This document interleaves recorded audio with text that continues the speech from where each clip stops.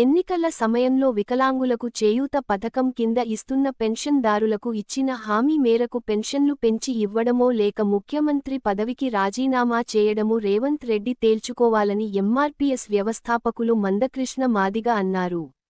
Somajiguda press club వికలాంగుల హక్కుల పోరాట సమితి ఆధ్వర్యంలో ఏర్పాటు చేసిన సమావేశానికి ఆయన ముఖ్య అతిథిగా హాజరై మాట్లాడారు. దివ్యాంగత్వంతో బాధపడుతూ ప్రభుత్వం ఇచ్చే చేయూత కోసం ఎదురుచూస్తున్న వారి పట్ల వ్యవహరించే తీరు ఇదేనా అని ప్రశ్నించారు. జూన్ నెల ఇవ్వాల్సిన పెన్షన్ జూలై 22 వచ్చిన ఇవ్వకపోవడంపై ఆగ్రహం వ్యక్తం చేశారు.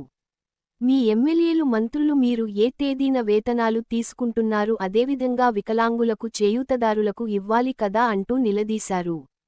రైతుబంధు ఇలాంటి పథకాలకు డబ్బులు ఉన్నప్పుడు పెన్షన్దారులకు ఎందుకు ఇవ్వడం లేదని ప్రశ్నించారు.